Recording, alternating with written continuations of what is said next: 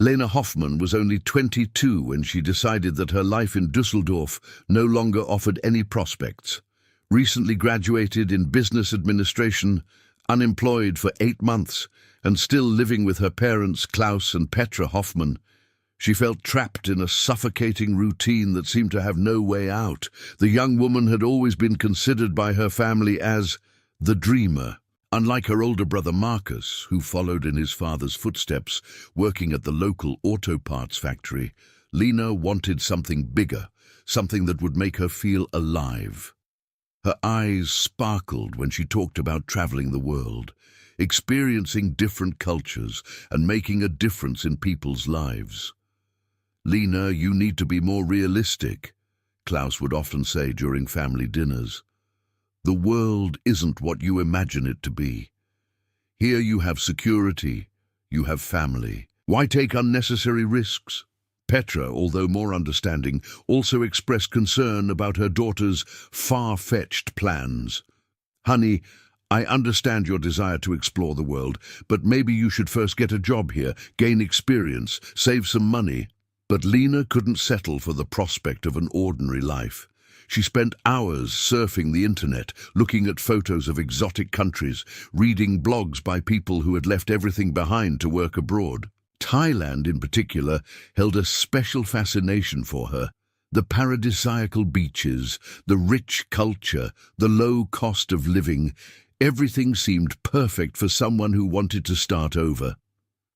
It was on a rainy Tuesday in March 2023 that Lena's destiny changed forever. While browsing a Facebook group called Germans in Thailand, she came across a post that made her heart race. "Unique opportunity. Established German company in Bangkok seeks young administrator for management position at luxury resort. We offer guaranteed work visa, accommodation included, starting salary of $3,000 per month, international environment, opportunity for growth. We are looking for someone who is determined, willing to embrace a new culture and be part of something special. Interested parties, please send your CV and photo to marco.schneider@bangkokegmail.com. The post was published by Marco Schneider, a 45-year-old German who, according to his profile, had been living in Thailand for over 10 years. His photos showed a well-groomed man, always smiling in idyllic settings, deserted beaches, elegant restaurants, modern offices overlooking the city. His profile was full of positive comments from other Germans who seemed to know him personally. "Marco is an incredible person. He helped me a lot when I arrived here," wrote a woman named Sabine Weber. "I recommend him with my eyes closed," added another user. Lena read the post 3 times before plucking up the courage. Her fingers trembled as she began to type the message. "Hello, Marco. My name is Lena Hoffman. I am 22 years old and I have a degree in business administration from the University of Düsseldorf. I have always dreamed of working abroad, and Thailand is a country that has fascinated me for years. I would love to know more details about this opportunity. Please find my CV attached. I look forward to hearing from you. Best regards, Lena."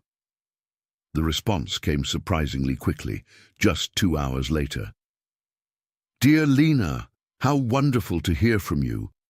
I just reviewed your CV and I must say I am very impressed. You have exactly the profile we are looking for. Young, educated, with an international outlook. Our resort is located in one of the most beautiful regions of Thailand. We work with high-end tourism, and we need someone who can grow with us. Would you like to schedule a video call so we can talk more? I can give you my WhatsApp number, +66 98 765 4321. I look forward to getting to know you better. Marco." Lena could barely contain her excitement. Finally, after months of frustration and rejections, someone not only showed interest in her work, but seemed genuinely enthusiastic about her application. She ran to her parents' room to share the news. "Mum, Dad, you won't believe it. An incredible job opportunity has come up in Thailand." Klaus looked up from the newspaper with a skeptical expression. "Thailand? Lena, This doesn't sound right to me. How did this opportunity come out of nowhere? It didn't come out of nowhere, Dad. I was actively looking for it. It's a reputable German company. The owner is German. He's been working there for 10 years. Look at his profile, said Lena, showing her parents her cell phone. Petra examined the photos carefully. He seems nice, really, and the photos are beautiful. But honey, are you sure this is legitimate? There are so many scams on the internet these days. Mum, it's not a scam. He wants to video call me, show me the company, explain everything clearly. Besides, look how many people know him in the group. It can't be a scam. In fact, Lena was so desperate for a change that she didn't pay attention to the small details that should have raised red flags. Marco's email didn't have a corporate domain, just a generic Gmail account. The photos on his profile, although beautiful, were always of him alone, never with co-workers or in clearly corporate settings. The positive comments, when looked at more closely, came from profiles with few friends and minimal activity. But Lena only saw what she wanted to see, a golden opportunity to escape the monotonous life she was leading. The video call was scheduled for Friday evening, 7 p.m. German time, 1 a.m. Thai time.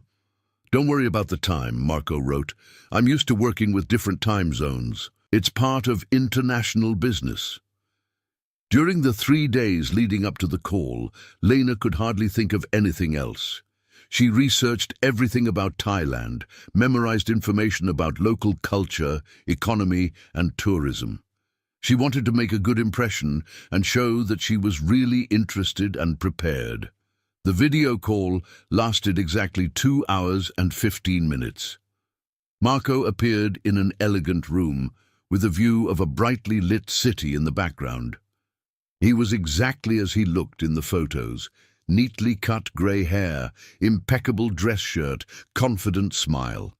He spoke fluent German with a slight accent that he attributed to years of living abroad. Lena, it's a pleasure to meet you. You're even nicer than I imagined from the photos, Marco began, making her blush slightly. During the conversation, he shared fascinating details about the resort. 150 luxury rooms, 3 restaurants, an international spa, and high-end clientele from Europe and the United States. The position offered would be International Relations Manager, with responsibility for welcoming German guests, organizing special activities, and eventual business expansion. I'll be honest with you, Lena, Marco said, leaning closer to the camera.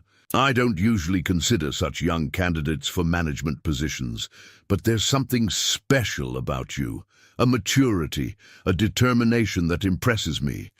I believe you have the potential to grow a lot here. The 2 hours flew by. Marco showed her photos of the resort, talked about the international team, and explained the benefits of the package offered.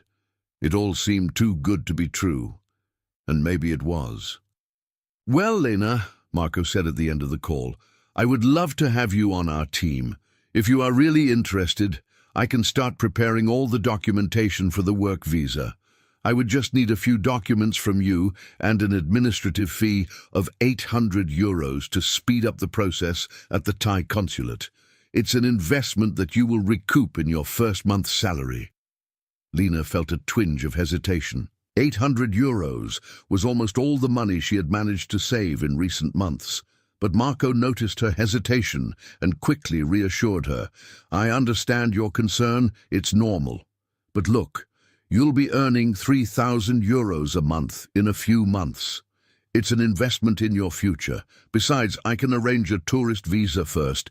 You can come and see everything for yourself and then decide if you want to stay. What do you think? When she hung up the phone, Lena was completely convinced. She had finally found her golden opportunity. Marco seemed genuine, professional, interested in her success. Thailand was waiting for her. She had no idea that, at that very moment, on the other side of the world, Marco Schneider, whose real name was Thomas Braun, was writing down information about her in a notebook filled with the names of other young German women. Next to Lena's name he wrote, vulnerable, desperate for change, protective but not controlling family, ideal profile. What Lena also didn't know was that Marco had never worked at a resort. The photos he showed her were taken from tourism websites, and the office where he made the video call was a space rented by the hour in a business center in Bangkok. The trap was set, and Lena had taken the bait. The Saturday after the video call, the Hoffman's house turned into an emotional battlefield. Lena had announced over breakfast that she had been accepted for the job and would be leaving for Thailand in 3 weeks. 3 weeks? Klaus almost choked on his coffee. Lena, this is crazy. What do you mean 3 weeks? You don't even know this person properly.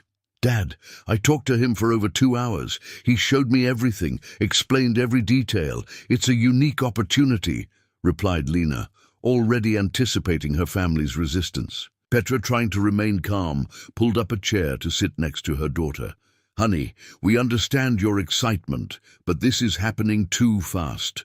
Why don't we investigate this company further? We can hire someone to check if it's all true. Investigate what, Mom? Do you think I'm incapable of making my own decisions? I'm 22 years old. I'm an adult. What the family didn't know was that Marco had predicted exactly this reaction. During the call, he had subtly prepared Lena for it. Families are usually concerned when someone young decides to take such a bold step. It's natural for them to be afraid, but people like you, who think big, always face resistance from those who prefer the comfort zone. These words echoed in Lena's mind every time her parents expressed concern. For her, each question confirmed that she was making a courageous decision that set her apart from those who were settled. Marcus, her older brother, tried a different approach. Lena, let's be practical. You have 800 euros for this fee, but what about after that? How will you survive if something goes wrong? What if it's a scam? It's not a scam, Marcus. Marco sent me the employment contract, the company documents, everything in order. Besides, he said I can go first as a tourist, get to know everything, and only then decide if I'm staying. In fact, the documents Marco had sent were convincingly forged. The company Andaman Paradise Resort Limited existed only on paper, documents created by a network of criminals specializing in luring young European women. The contract looked legitimate, with letterhead, complex legal terms, and even a forged official stamp. The following days were an emotional roller coaster for the whole family. Lena was euphoric, buying summer clothes, studying Thai phrases, researching the local culture. Her parents alternated between attempts at dissuasion and gradual resignation. Marco kept in daily contact with Lena, always attentive and affectionate. His messages were carefully calculated. Good morning, Lena. How are the preparations going? I imagine your family's a little apprehensive, which is completely normal. My own mother was like that when I moved here 10 years ago. Today, she says it was the best decision of my life. Lena, I was thinking about you today. I've organized a special welcome for when you arrive. Some German members of our team are eager to meet you. You'll feel right at home. Dear, I remembered an important detail. When you arrive at the Bangkok airport, immigration officials may ask you some questions about your stay. It's standard procedure. I've prepared a script of answers for you. That way we can avoid any unnecessary embarrassment. The script was actually a script to deceive the Thai authorities. Marco instructed Lena to say that she was coming only for tourism, that she would stay for 2 weeks, that she had enough money to support herself. Never mention work, he emphasized. Officials can complicate things unnecessarily if they know you intend to work before you have the correct visa. To Lena, this sounded perfectly logical. Marco was being cautious and careful, protecting her from local bureaucracy. A week before the trip, the first real warning sign appeared, but Lena misinterpreted it completely. Petra, concerned, had decided to do her own research. She found Marco's Facebook profile and began examining his older photos. Something bothered her. The images of the resort he had shown Lena were always taken outside, too professional, as if they were from a tourism catalogue. "Lena," said Petra, showing her daughter her cell phone, "look at these photos of Marco. Don't you think it's strange that he never appears inside the resort? There are always photos taken outside, or of him alone at tourist sites." Lena examined the images with growing irritation. "Mom, what are you implying? That he lied? He explained to me that he doesn't like to take photos at work, that he prefers to keep his professional and personal lives separate. He's a serious man, not a teenager who posts everything on the internet." In fact, Petra had identified exactly the pattern that digital crime experts recognize immediately. Generic photos, absence of co-workers, always outdoor or neutral environments. But Marco had prepared Lena to interpret this suspicion as family paranoia. 2 days before departure, Klaus made one last desperate attempt. "Lena, if you're determined to go, at least keep your cell phone charged, text us every day, and if anything seems wrong, come back immediately. We'll pay for your return ticket." "Dad, you're overreacting, but I promise I'll keep in touch." On Thursday, May 18, 2023, Lena Hoffmann boarded Lufthansa flight LH790 from Frankfurt to Bangkok. The whole family went to the airport to say goodbye. Petra cried quietly. Klaus tried to keep his composure, and Marcus hugged his sister for a long time. "Take care, Lena. And remember, if anything goes wrong, you can always come back home." "Dad, everything will be fine. You'll see. In a few months I'll be sending you beautiful photos from Thailand and telling you how it was the best decision of my life." As the plane took off, Lena felt a mixture of nervousness and euphoria. She was finally doing something big, something brave, something that would change her life forever. She had no idea that Marco, or Thomas Braun, had used exactly the same tactics with at least 15 other young German women over the past 2 years. And that of those 15, only 3 had managed to return home.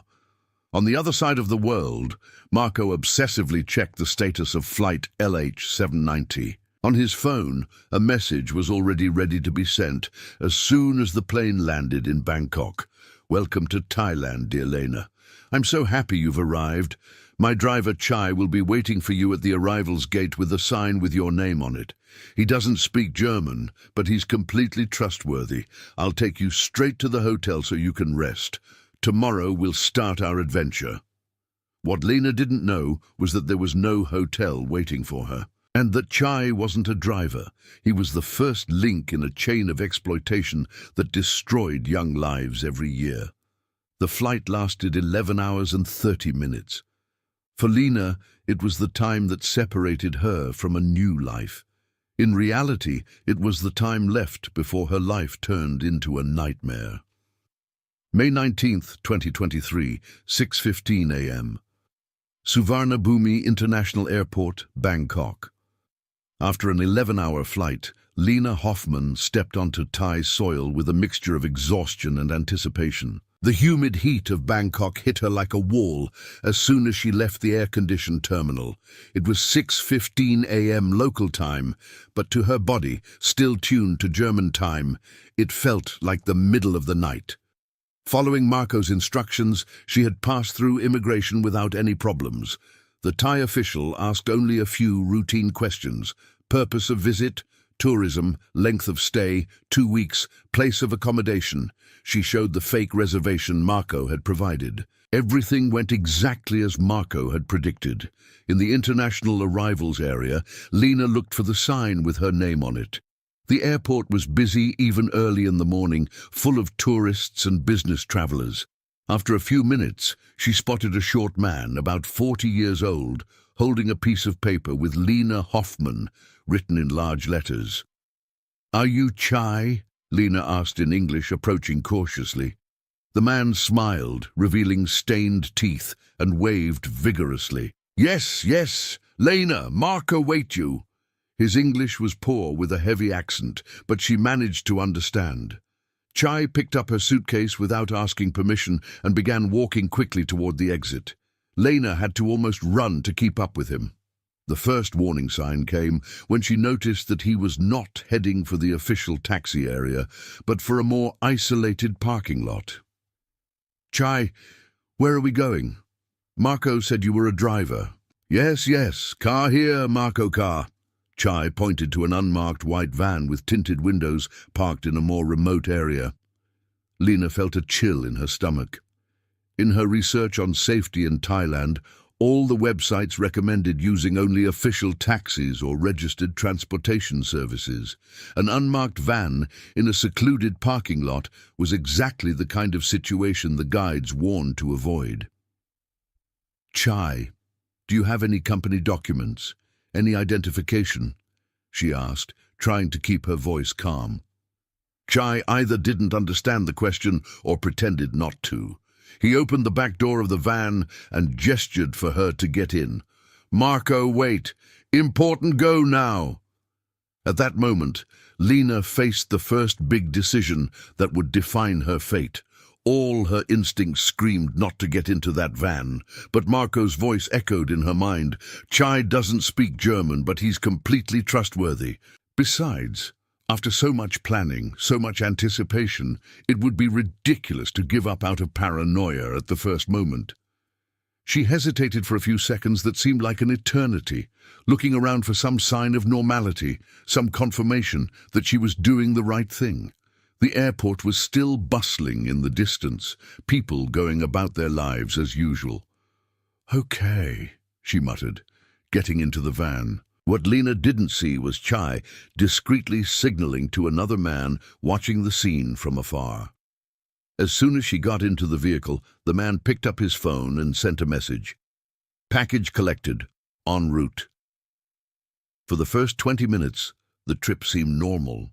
Chai turned on a radio playing Thai music and drove calmly through the busy avenues of Bangkok. Lena tried to recognize places from her research, but everything looked different from the perspective of actual traffic. "Chai, how long until we get to the hotel?" she asked. "Hotel, yes, soon." But as the minutes passed, Lena realized they were moving away from the city center. The busy avenues gave way to narrower streets, and the modern buildings were replaced by simpler constructions. The urban landscape gradually became more rural. "Chai, where are we going? This isn't the way to the hotel in the center." This time, Chai didn't answer. He continued driving with his eyes fixed on the road, as if he hadn't heard the question. Panic began to set in. Lena grabbed her cell phone and tried to call Marco. The call went straight to voicemail. She tried to send a message on WhatsApp, but noticed she had no internet signal. She looked out the window and realized they were in a completely rural area, surrounded by rice fields and dense vegetation. "Chai! Stop the car now!" she shouted, banging on the back of his seat. It was then that Chai revealed his true colors. He looked in the rearview mirror with a cold expression, completely different from the friendly smile he had at the airport, and said in fluent English, "Shut up and stay quiet. We'll be there soon." The thick accent was gone. The broken English had turned into clear, threatening sentences. Lena realized with growing horror that it had all been an act from the very beginning. She tried to open the van door, but found that the safety locks were activated. The windows wouldn't open. She was effectively trapped inside the vehicle with a stranger who clearly had intentions that had nothing to do with taking her to a hotel. "Help! Someone help me!" she screamed, banging on the windows. Chai laughed coldly. "Nobody can hear you and nobody cares. Welcome to Thailand, stupid German girl." Reality hit Lena like a tsunami. Marco had never existed. There was no job, no resort, no new life waiting for her. She had willingly walked into a carefully crafted trap, and now she was completely at the mercy of people who clearly had no good intentions. After another 45 minutes of driving on increasingly isolated roads, the van finally stopped in front of a low concrete building surrounded by high walls and barbed wire. The place looked like a cross between an industrial warehouse and a military bunker. There was no identification, no signs, no indication that it was a legitimate business. Chai got out and opened the back door. "Get out. Now." Lena knew that if she got out of the van, her chances of escape would be drastically reduced. But she also knew she had no choice. Chai was physically stronger, knew the terrain, and was probably not alone. When her feet touched the ground, she tried one last strategy. "Look, I think there's been a mistake. I'm supposed to meet Marco at a hotel. If you just take me back to Bangkok, I'll pay you. I have money." Chai pushed her toward the building's entrance. "Marco is waiting for you inside." When Lena entered the building, the smell hit her first. A mixture of mold, disinfectant, and something she couldn't identify, but which made her feel nauseous immediately. The interior was a maze of narrow corridors with metal doors on both sides. Muffled sounds came from some of the rooms, female voices speaking in languages she didn't recognize, some crying, others screaming. And then she saw Marco. The man who appeared in the hallway was definitely German, but about 10 years older and 20 pounds heavier than in the photos. His friendly smile had been replaced by a cold, calculating expression. There was no longer any pretense of charm or kindness.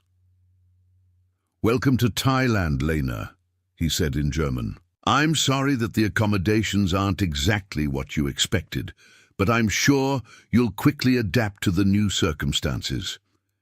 At that moment, Lena Hoffman fully understood the extent of the nightmare she had gotten herself into. The dream job was a lie. The new life was a sham, and she was thousands of miles from home, with no one knowing exactly where she was, in the hands of people who clearly had very different plans for her future. "What do you want from me?" she whispered, her voice trembling. Marco smiled coldly. "Patience, dear, you'll find out very soon." "What do you want from me?" Lena's question echoed through the damp hallway, but Thomas Braun, the real name of the man she knew as Marco, just laughed dismissively. "Dear Lena, you are much more valuable than you realize. Young, German, educated, still a virgin from what I can tell. You are worth a lot of money in the right market." The words hit Lena like a punch in the stomach. Market, money. The reality of what was really happening began to form in her mind, and it was far worse than any nightmare she could have imagined. Thomas signaled to Chai, who immediately grabbed Lena's arm. "Let's take a tour of the facilities. That way you'll better understand your new work environment." They led her down the hallway, past numbered metal doors. Disturbing sounds came from some of the rooms, muffled crying, conversations in foreign languages, loud music trying to mask other noises. When they passed door number 7, Lena clearly heard a voice speaking German, a young woman begging to leave. "Who's in there? Is she German too?" Lena asked, trying to stop. "Sabrina. She arrived 3 months ago, just like you. Now she's one of our most productive employees," Thomas replied with clinical coldness. Door 12 was open, and Lena caught a glimpse of utter horror. The room was small, with a simple bed, a camera on the ceiling, and a young Asian woman sitting in the corner, staring into nothingness with empty eyes. When she saw the visitors, the girl quickly stood up and smiled in a forced, clearly rehearsed manner. "This is Nim. She worked in a restaurant in Chiang Mai before she discovered she could earn much more here with us," Thomas explained. "Local girls are cheaper, but tourists pay extra for Europeans. It's a matter of market demand." Lena felt bile rising in her throat. This was not a workplace. It was a human farm. The employees were sex slaves, and she had been brought in to join them. "You're crazy if you think I'm going to do any of that. I'll scream, I'll fight, I'll find a way out of here." Thomas stopped walking and turned to her with an expression that chilled her blood. "Lena, dear, let's have a serious talk about reality. First, you're 60 kilometers from Bangkok, in the middle of nowhere. Second, even if you managed to escape, how would you explain yourself to the Thai police? You entered the country illegally with the intention of working. They would deport you at best. He picked up a tablet and showed her some photos. They were images of other young European women, clearly injured in degrading situations. Third, resistance only makes things more difficult for you. Girls who cooperate are treated better, earn privileges, and even get some freedom after a while. "What if I don't cooperate?" Lena whispered, even though she already knew the answer. "Then you'll end up like Sarah." Thomas showed her a photo of a young blonde woman with a face disfigured by scars.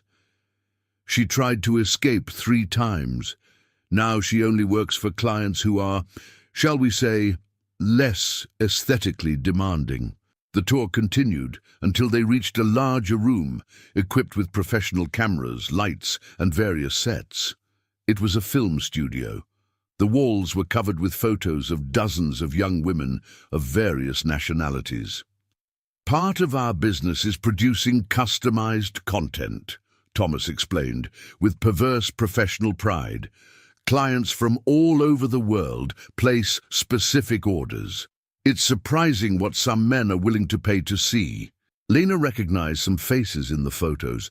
They were girls she had seen in German Facebook groups posting about trips to Asia.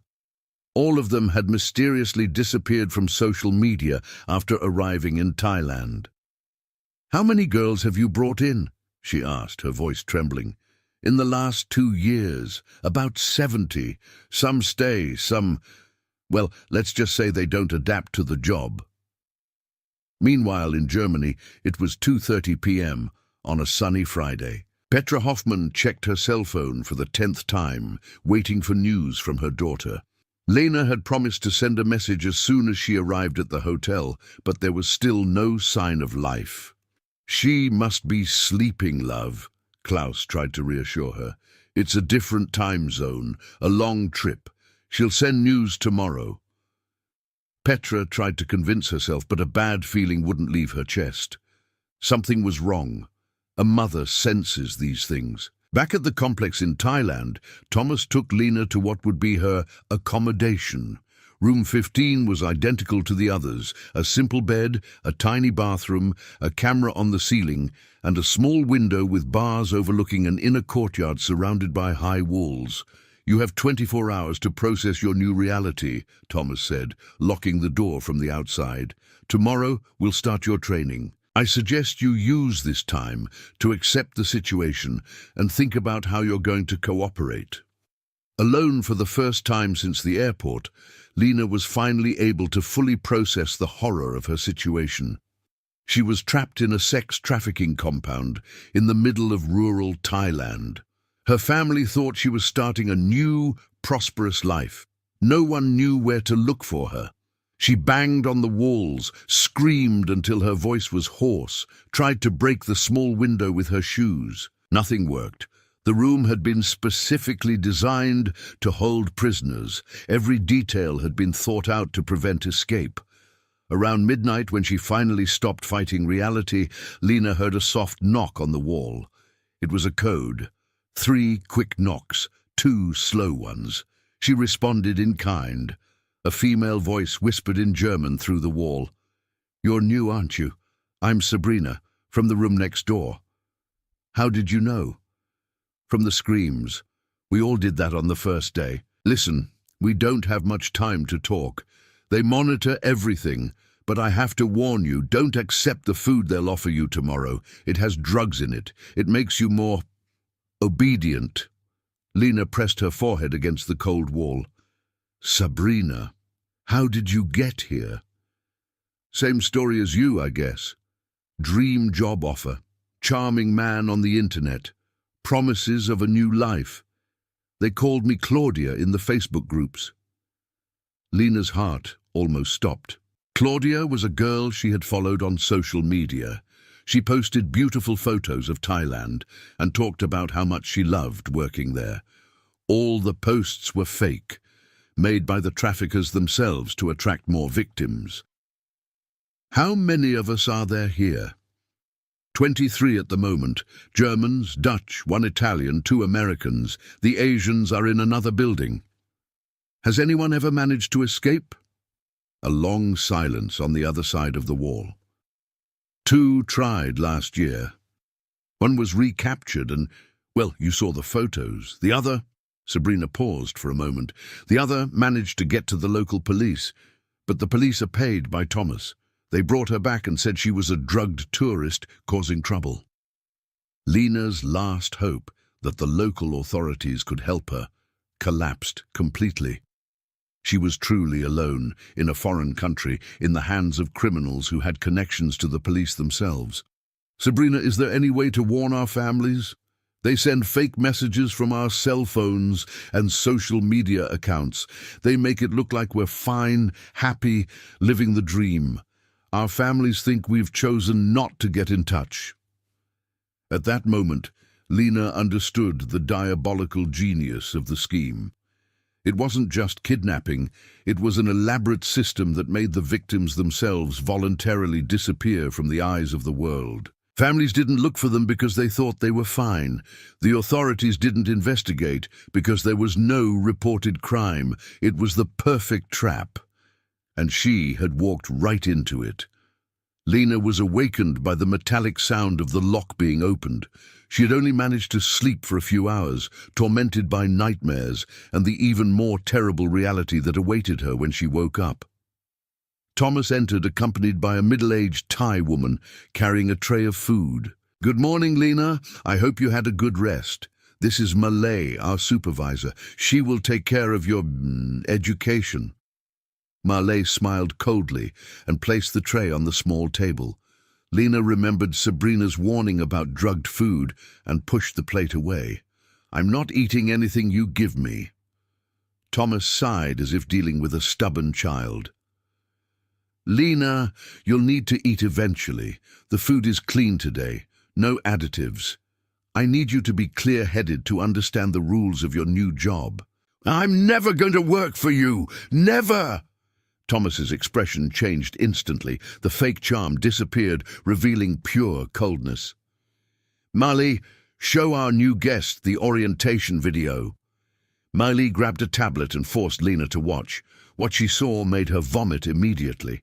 It was a video of a young European woman being brutally beaten for refusing to obey orders.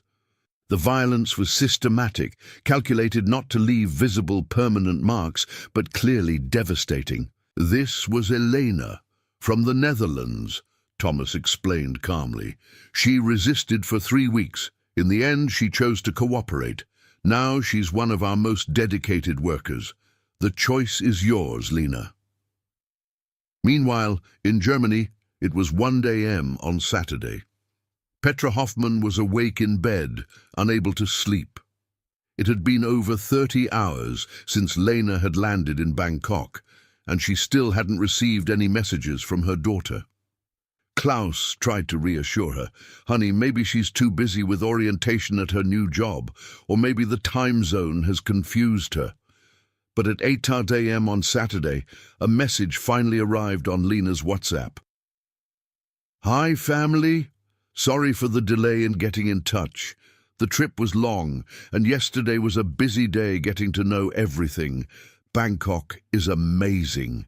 The hotel is luxurious. Marco treated me really well and took me to see the city. Today I'm going to see the resort where I'll be working. I'm so happy. I love you all."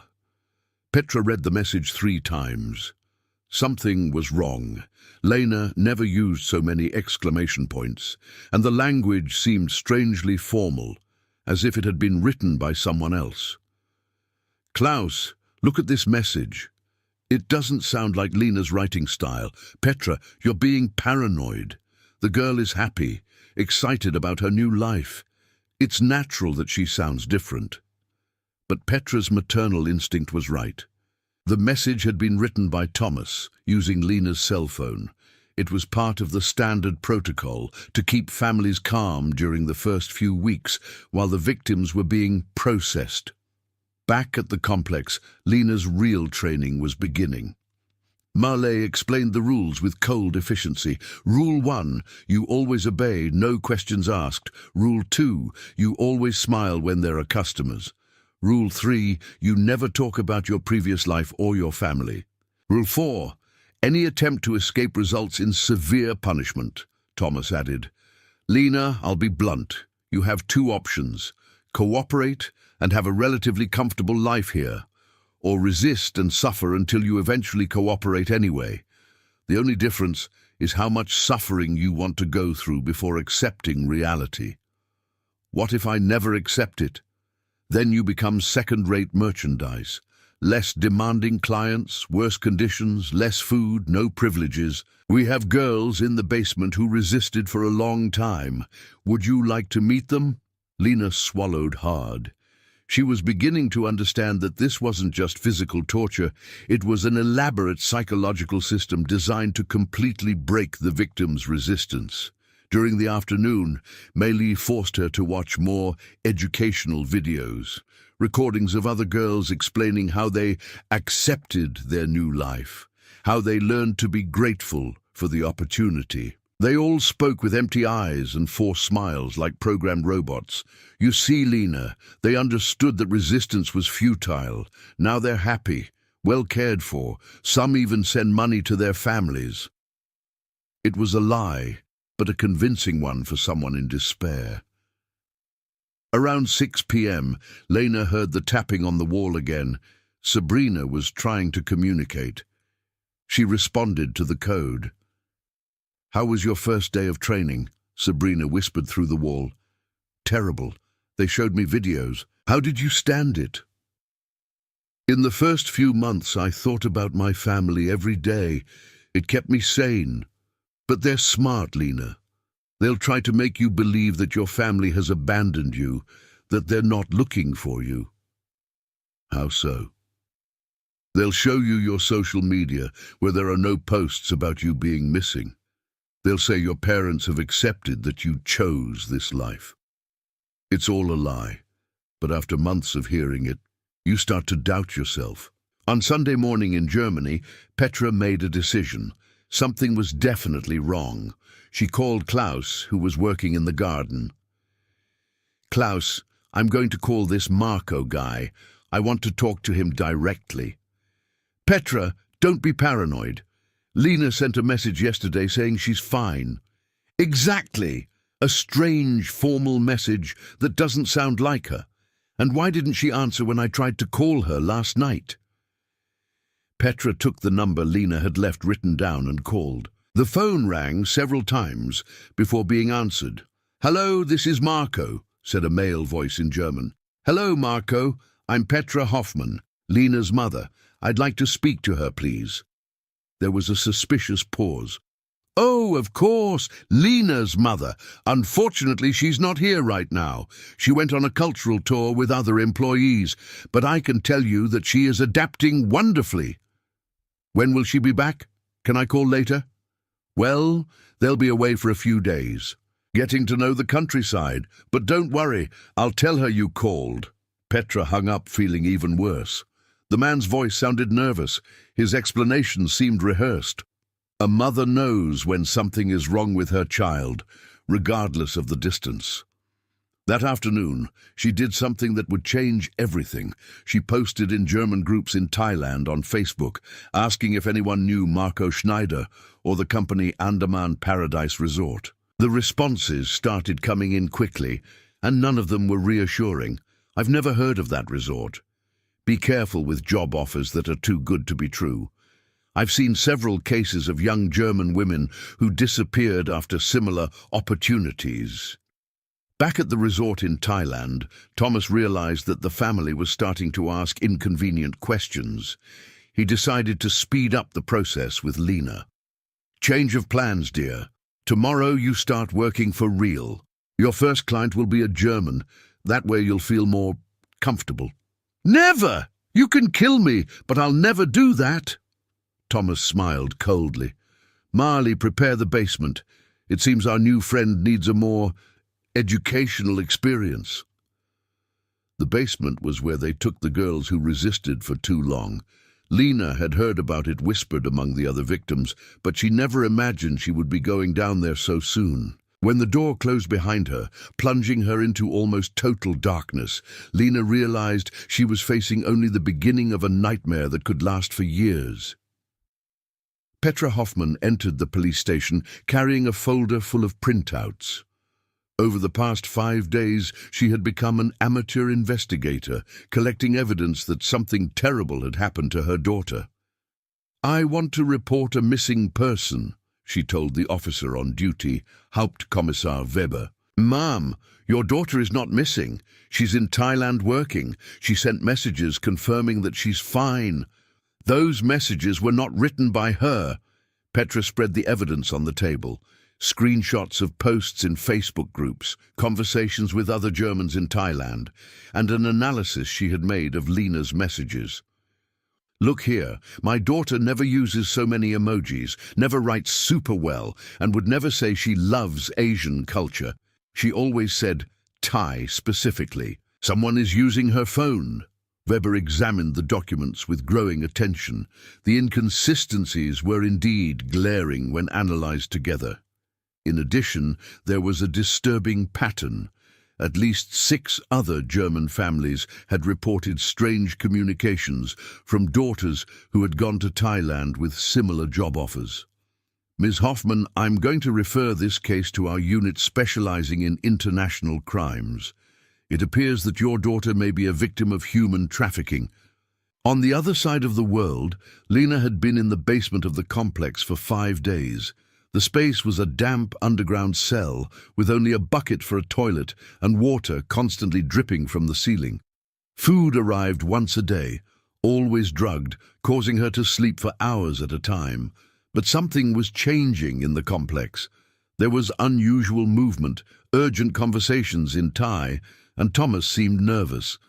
Through the walls, she could hear other girls being moved quickly. Sabrina managed to whisper through the ventilation duct, "Lena, something is happening. They are transferring some girls. I think it might be a police operation coming." May 27th, 2023, 5 a.m. Complex in Thailand. The coordinated operation between German police, Interpol, and Thai authorities had taken a week to plan. Kommissar Müller, an expert in transnational crime, led the German team accompanying the operation. "We have sufficient evidence that at least 20 young European women are being held at this location," he explained to the Thai team. The main suspect is Thomas Braun, a German national who has been a fugitive from German justice since 2019 for financial fraud. At 5:15 a.m., the operation began. 50 police officers simultaneously surrounded the complex. Thomas tried to escape through the back, but was captured before reaching the getaway vehicle waiting for him. Lena heard the screams, the doors being broken down, voices shouting in English and Thai. When the door to her cell was opened and she saw police uniforms, she couldn't believe it was real. "Lena Hoffmann, I'm Kommissar Müller from the German police. You are safe now." She collapsed into convulsive sobbing. 6 days of horror had felt like 6 years. Her body was dehydrated, her mind fragmented by constant fear and drugs. The operation managed to rescue 17 young women of 9 different nationalities. Lena, Sabrina, and 12 other Europeans were among those rescued. But there were empty rooms that indicated other victims had been moved before the operation. "Where are the others?" Lena asked when she was able to speak. Müller explained regretfully, "Thomas operated a network. He probably moved some of the girls to other locations when he realized we were investigating. Unfortunately, we can't always save everyone." During questioning, Thomas revealed the terrifying extent of his operation. Over the past 3 years, he had trafficked more than 100 young European women. Some were sold to other traffickers, others died due to brutal conditions, and some simply disappeared when they tried to escape. "You don't understand," Thomas said with disturbing coldness. "I offered these girls a better life. They came willingly. I just redirected their expectations. May 30th, 2023. Hospital in Bangkok.